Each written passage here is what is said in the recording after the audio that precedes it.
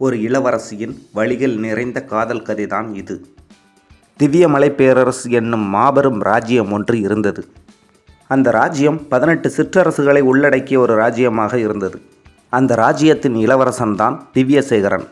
அவனுக்கு ஒரு மகள் இருந்தாள். அவள் பெயர் கயல்விழி. அவள் பெயர் போலவே கண்கள் கயல்மீனின் அழகோடு மிளிர, முகம் சந்திரனை வெட்கப்படுத்தும் அளவுக்கு இருந்தது. யாரேனும் அவளை பார்த்துவிட்டால் அவள் சிரிப்பில் மயங்காமல் இருக்க முடியாது. அவள் ஒரு நாள் சிரித்தால் அந்த ராஜ்யத்தில் மழை பொழியும் என்பது அந்த மக்களின் நம்பிக்கை.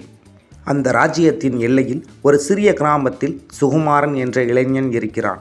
அவன்தான் நம் கதையின் நாயகன். சுகுமாரனோ ஏழை, ஆனால் குணத்திலும் உள்ளத்திலும் மிகச்சிறந்தவன். கருணை உள்ளம் கொண்டவன். அவனிடம் ஒரு வெள்ளை புறா இருந்தது. ஆனால் அந்த புறாவிற்கு ஒரு கால் ஊனம். அதனால் உயரமாக அவற்றால் பறக்க முடியாது. சுகுமாரனோ அந்த வெள்ளைப்புறாவை தன் பிள்ளை போல் வளர்த்து வந்தான். ஒரு நாள் அந்த புறா உயரத்திலே பறக்க முடியாமல் அந்த புறச்சுவரின் மீது சறுக்கி விழுந்தது.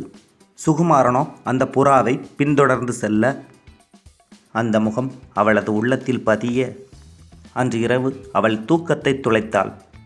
யாரவன், எங்கிருந்து வந்தான் என்று அவளது மனதில் மீண்டும் மீண்டும் தோன்றியது. அந்த நிகழ்ச்சிக்கு பிறகு விதி இருவரையும் பல இடங்களில் சந்திக்க வைத்தது. சில சமயம் கோவிலில், சில சமயம் சந்தையில். ஒவ்வொரு முறையும் அவர்கள் கண்கள் சந்தித்த போது இருவரின் உள்ளங்களிலும் ஒருவித அச்சம். சுகுமாரனின் சாதுவான பாசத்தால் கயல்விழி ஈர்க்கப்பட்டாள். இருவருக்கும் மெதுவாக காதல் மலரத் தொடங்கியது. ஆனால் அந்த காதல் எப்போதும் மறைவாகவும் இரகசியமாகவும் இருந்தது. ஒரு நாள் மன்னன் தனது படைத்தளபதியுடன் ஆலோசனை நடத்தினான். தனது மகள் திருமணத்தை பற்றி. தனது மகளுக்கு விரைவில் திருமணம் நடக்க வேண்டும் என்றும் தனது ராஜ்யத்தில் ஒருவனை தேர்வு செய்ய வேண்டும் என்று மன்னர் விரும்பினார். 18 சிற்றரசர்களுக்கும் தூது அனுப்ப மன்னர் உத்தரவிட்டார். அதன்படி அமைச்சர்களும் சிற்றரசர்களுக்கு தூது அனுப்பினர். இச்செய்தியை கேள்விப்பட்ட கயல்விழியோ அதிர்ச்சியில் உறைந்து போனாள். சுகுமாரனுக்கோ அரசை எதிர்க்கும் அளவிற்கு படைபலமோ மனதைரியமோ கிடையாது. அவனும் என்ன செய்வதென்று அறியாமல் திகைத்து நின்றான். ஆனால் மன்னர் அறிவிப்பை கேட்ட சிற்றரசர்கள் அரண்மனையை நோக்கி படையெடுக்க தொடங்கினர். அந்த சிற்றரசில் ஒருவன்தான் மலையரசன். மலையரசனுக்கோ ராஜ்யமும் நாற்காலியும் அவன் கண்களை உறுத்தியது. சிற்றரசர்களுக்கு வாழ்வீச்சு, குதிரை சண்டை, வில்வித்தை போன்ற போட்டிகள் நடத்தப்பட்டன. அதில் மலையரசன்தான் வெற்றி பெற்றான். அவனுக்கோ கயல்விழியின் மீது காதல் இல்லை. மாறாக ராஜ்யமே அவனது குறிக்கோள். வெற்றி பெற்ற மலையரசனுக்கு முடிசூட்டி கயல்விழியை திருமணம் செய்து வைத்து ராஜ்யத்தை ஒப்படைக்க மன்னர் திட்டமிட்டார். அன்று இரவு அரண்மனையில் அனைவருக்கும் மாபெரும் இரவு விருந்து ஏற்பாடு செய்யப்பட்டிருந்தது. ஆனால் அன்று இரவு விருந்திற்கு கயல்விழி வரவில்லை. கயல்விழி மீது மலையரசனுக்கு ஒருவித சந்தேகம் ஏற்பட கயல்விழியை இரகசியமாக கண்காணிக்க தனது அமைச்சர்களுக்கு உத்தரவிட்டான். சுகுமாரனுக்கோ என்ன செய்வதென்று தெரியவில்லை. தனது வெள்ளைப்புறா மூலம் கயல்விழிக்கு தூது ஒன்றை அனுப்பினான்.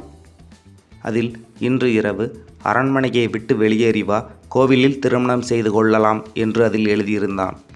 ஆனால் அந்த புறாவால் வெகு தூரம் பறக்க முடியாமல் மலையரசன் இருக்கும் இடத்திற்கு வந்து விழுந்தது. மலையரசன் அந்த புறாவை பிடித்து அதில் இருக்கும் செய்தியை படித்தான். ஆனால் அவனோ அதிர்ச்சி அடையவில்லை.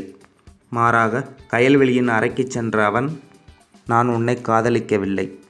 ஆனால் உன் மூலமாக உன் ராஜ்யம் மட்டுமே எனக்கு வேண்டும் என கூறிவிட்டு அவை காவலர்களிடம் கயல்விழியின் அறையை பாதுகாக்க உத்தரவிட்டான். மறுநாள் அரண்மனை அதிர திருமணமும் நடந்து முடிந்தது. திருமணம் முடிந்த இரவு கயல்விழியிடம் மலையரசன், நீ என்னை ஏமாற்றினாய் அல்லவா? அதனால் நீ எனக்கு வேண்டாம். ஆனால் என் அவை காவலர்களுக்கு நீ பணிப்பெண்ணாக இருக்க வேண்டும் என உத்தரவிட்டான். மன்னர் திவ்யவர்மனை வீட்டுச் சிறையில் அடைத்தான் மலையரசன். அரண்மனையில் உள்ள அமைச்சர்களை தன்வசமாக்கினான். அந்த ராஜ்யத்தையும் மக்களையும் தனது கட்டுப்பாட்டில் கொண்டு வந்தான் மலையரசன். கயல்விழியோ மலையரசனின் காவலர்களால் சிறைளிக்கப்பட்டாள். கயல்விழிக்கு நடக்கும் கொடுமைகள் அனைத்தும் சுகுமாரனுக்கு தெரியாது. ஏனென்றால் அரண்மனை முழுவதும் மலையரசனின் கட்டுப்பாட்டில் வந்தது. சுகுமாரனோ கயல்விழியை நினைத்து தூக்கமின்றி தவித்தான். கயல்விழி ஒரு நாள் தன் அறையில் தனியாக இருக்க அங்கு நடப்பவை அனைத்தையும் ஒரு புறாவின் மூலமாக கயல்விழி சுகுமாரனுக்கு தூது அனுப்பினாள். சுகுமாரனோ அதை படித்துவிட்டு அதிர்ச்சி அடைந்தான். பொங்கி எழுந்த அவன் என்ன செய்வதென்று திகைத்து நிற்க, மக்களிடமும் மற்ற சிற்றரசுகளிடமும் உண்மையை எடுத்து கூறி படைகளை திரட்டினான் சுகுமாரன். நேரம் நெருங்கி வர அன்று இரவு அரண்மனையை தாக்கினான் சுகுமாரன்.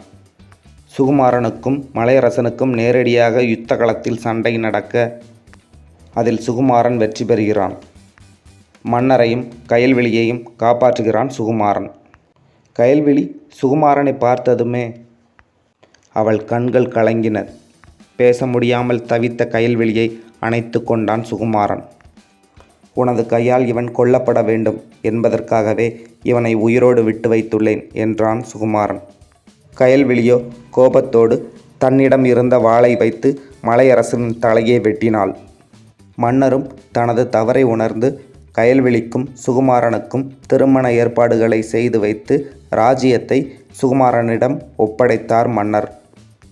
இந்த கதை ஒரு அழகிய காதல் கதை மட்டுமல்ல, வலிமையான அன்பு துன்பங்களை வென்று நீதியே வெற்றி பெற செய்கிறது என்பதை உணர்த்தக்கூடியது.